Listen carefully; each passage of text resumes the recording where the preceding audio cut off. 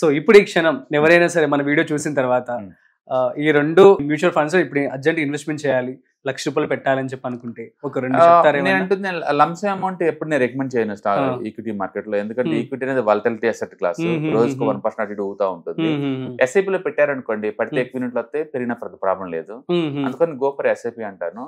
అలాగే Bandhan small cap category దాన్ని like చేస్తాను, అండ్ మిడ్ క్యాప్ లో అయితే మొదలు అవసరం లైక్ చేస్తాను. That's it. 2 అంటారు. సో కానీ మీరు కూడా స్టడీ చేసుకోండి. అండ్ ఇంకొక విషయం సార్, చాలా మంది కూడాను కామెంట్స్ చేస్తూ ఉన్నారు, సో మాకు ప్రాపర్ నాలెడ్జ్ లేదు యొక్క స్టాక్స్ మీద, మ్యూచువల్ ఫండ్స్ మీద అని చెప్పి.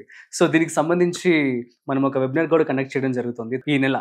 సో దీనికి సంబంధించి ఎలా ఉండబోతుంది అంటే ఏం చెప్తారు? డెఫినెట్ గా అండి. బేసికల్ గా మీకు ఒక 5 లక్షలు 10 లక్షల పోర్ట్ఫోలియో మెయింటైన్ చేస్తున్నప్పుడు ఓన్ నాలెడ్జ్ ఉంటుంది చాలా ఇంపార్టెంట్. ఎందుకంటే బ్లైండ్ గా వేరే వాళ్ళని నమ్మి మనం ఇన్వెస్ట్ చేయలేము ఇక్కడ. అందుకని అక్కడ ఏం జరుగుతుంది, అసలు ఏంటి, ఎలా వర్కౌట్ అవుతుంది మనం తెలుసుకోవడం కోసం మన నాలెడ్జ్ ఉండటం వల్ల మనకి ఈజీ అయిపోతుంది అన్నమాట. కాబట్టి ఈ mutual funds, ETFs, index funds అంటే ఏంటి, వాటి స్ట్రక్చర్స్ అంటే ఏంటి, వాటిని ఎలా డీల్ చేసుకోవచ్చు, అంటే బెటర్ రిటర్న్స్ వచ్చే వాటిని ఎలా మూవ్ చేసుకోవాలి, అంటే టాక్సేషన్ ఎలా ఉంటుంది, ఇలాంటి మొత్తం ప్రాక్టికల్ గా వీళ్ళని నేర్చుకోవాలనుకుంటే కనుక ఇలాంటి వెబినార్స్ మీకు యూజ్ అవుతాయి. సో అది ఎలా రిజిస్టర్ అవ్వాలి ఏంటి అది చెప్తారు? కింద స్క్రోల్ అవుతున్న నెంబర్ పై పింక్ చేసుకుంటే. That's it.